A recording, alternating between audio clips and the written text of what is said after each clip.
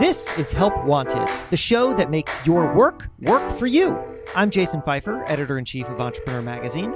And I'm money expert Nicole Lappin. On Tuesdays, Jason and I answer the helpline and help callers solve their work problems. And on Thursdays, I give you one way to improve your work and build a career or company you love. And it starts now. You are working hard on something, but that something just isn't working. Maybe you hit a dead end on a project, or you fell behind on a deadline, or you're staring at a blank page, just unable to create something brilliant.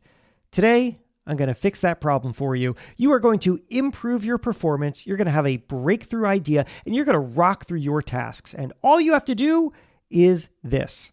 You have to use less of your brain. It's a counterintuitive idea, I know. I stumbled upon it myself recently and then discovered that this has deep roots in psychology. So today, I'm going to explain how to do it, how to just turn yourself off a little bit. But first, I'm going to tell you how it helped me. So last year, I bought a Pop-A-Shot. You've seen Pop-A-Shot. Just imagine going to an arcade and there's like a little basketball game there, some small basketballs, and you shoot into a hoop and then it rolls right back to you. Anyway, Pop-A-Shot is just one of the brands that makes those things. It's a basketball game. I bought one of those things and I set it up in my basement because when you're an adult and you have a basement, you can buy one of those things and set it up there. I said it was for my kids, but let's be honest, this thing was for me. I was really excited about it. I love this thing. It's a great way to relax.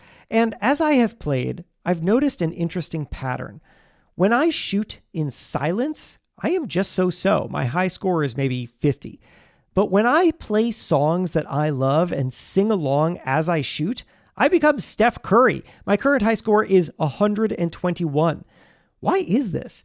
I developed a theory as it was happening. I figured when I'm shooting in silence, I'm focused on my shot. But when I'm listening to music, my brain is partially occupied, and so my body takes over, and that's when I shoot better. It's like a little formula. Less brain, more instinct.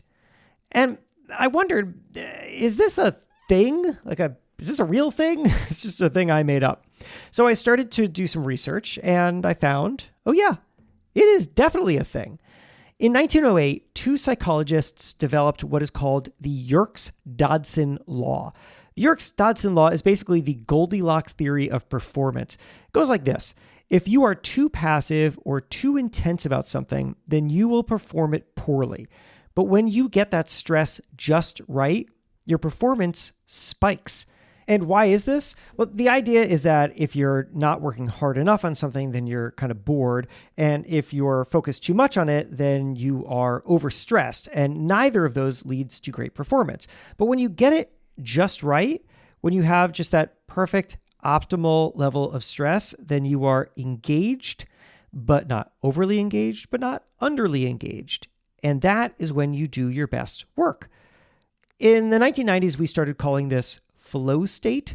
The idea is that people are most creative, productive, and happy when they are in a flow, when they are working on something in a way that almost becomes effortless, even as it is challenging. I'm sure that if you make anything, you have experienced that flow state. Sometimes I will be writing something or I'll be making a podcast and it's challenging. It's challenging my brain, but I've set aside time for it and I'm working at it and I'm just in it and the time passes and my performance is high. This is something that psychologists have now been talking about for more than a century. It shows up in all sorts of studies. And it was what was making me do well as I was shooting baskets in my basement. And this all got me wondering, can we apply this elsewhere? Like, how else can we subtract our brains and increase our instincts? Well, let's start here. I have found 3 instances that really work for me. So here they are. Number 1, walking and talking.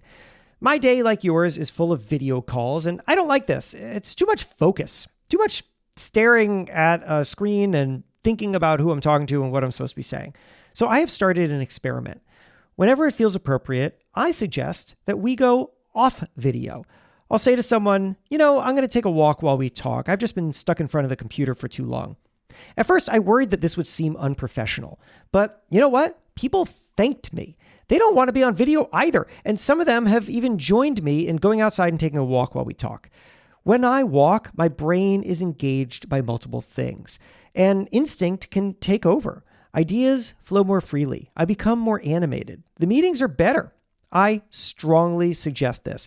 Or even better, invite people to take an actual in real life walk with you. Multiple business partnerships of mine have started this way by just walking and talking. So that's strategy number 1. Number 2, ideas on the fly. People often ask me, hey, where do you get ideas for your newsletter and podcast? And here's the answer. I do not get them by thinking of ideas for the newsletter and podcast. Instead, my system is simple. Whenever I stumble upon an interesting idea based on something that I said in conversation in real life, or heard someone tell me, or just experienced in passing, I have trained myself to think that could be a newsletter or podcast. Then I write it down in my reminders app. I use I have an iPhone, and so I use the house reminders app, and I just jot down any idea that could turn into one of these things. So for example, here is something that I wrote a few weeks ago, which prompted the thing that you are literally listening to right now. Here's what I wrote. I wrote, loosen the grip. When I play Pop-A-Shot in my basement, I shoot better when I'm listening to music I love and singing along. Why? Because my brain isn't 100% focused on the shot, allowing instinct to take over a little bit. This is like riding a mountain bike. You want your grip loose. Check with Andy on that. Come up with better ideas in conversation instead of sitting trying to think of ideas. That's what I just jotted down to myself. And when it is time to create something, what I do is I pull out my reminders app and I scan around and I say, that idea, I like that idea. And then I just start writing. I get into a flow state. I just write. I see where the words take me, even if it means abandoning some of the original concepts, because as you just heard a second ago, some of this stuff like a mountain bike and whatever, that just didn't make it into what I am presenting you right now because I didn't need it. Anyway, this is all part of a belief of mine, which is this: the best ideas are generated on the fly. And this goes for collaborations too. When I'm in meetings, I'll often say, I'm just going to think out loud here. And then I'll just kind of workshop an idea in monologue or conversation. When I'm moving, when I'm going, I'm not focused on I have to come up with a great idea. And therefore I'm not as stressed about it. And it just kind of comes out of me. It just flows. All right. So that was strategy number 2. Here's strategy number 3. Don't micromanage the moment. I give a lot of keynote talks. I have never written down or memorized one. That's not to say that I wing it on stage. I create an outline, I rehearse, I refine, but I also structure my talks around familiar stories that I love telling and exercises that I've shared many times. That way, I intuitively just know this stuff. So when I'm on stage, I'm able to act on instinct. I sound fresh and I can react to the audience in real time because I'm not focused intently in a stressful way on the things that I'm saying. If you memorize something word for word, the opposite will happen. You will anchor yourself to your words. You will be stiff and you will lose your place. And once you lose your place, you will never find it again. I take a similar approach to interviews, actually. I've interviewed A-listers like The Rock, Jimmy Fallon, Michelle Pfeiffer. I never write out a list of questions because if I did, I'd be stuck thinking about the next question instead of listening and responding to them, instead of just being in the flow with them. So instead, here's how I prep. I learn a lot about them. I hypothesize a few directions the conversation could go in, and then I get there and I let it flow. The possibilities are endless. As you heard the examples above, you might have thought, that won't work for me. That's totally fine. All good. What works for you might not work for me. And what works for me might not work for you. We have different instincts. The point here is not to be prescriptive. It's to focus less and feel more. You are at your best when you are you, not when you're trying to be you. So let go a little. Trust yourself. You've got this. And if you're ever in my basement playing basketball, sing as you shoot.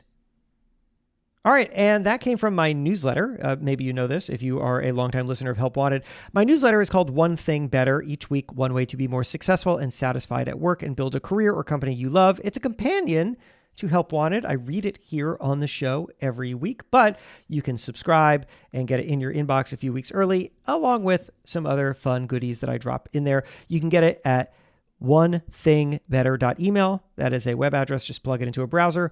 onethingbetter.email. And when you get it, just don't think too much about it. Just enjoy it. Just, get into that flow. Help Wanted is a production of Money News Network. Help Wanted is hosted by me, Jason Pfeiffer. And me, Nicole Lappin. Our executive producer is Morgan Lavoie. If you want some help, email our helpline at helpwanted@moneynewsnetwork.com for the chance to have some of your questions answered on the show. And follow us on Instagram at Money News and TikTok at Money News Network for exclusive content and to see our beautiful faces. Maybe a little dance. Oh, I didn't sign up for that. All right, well, talk to you soon.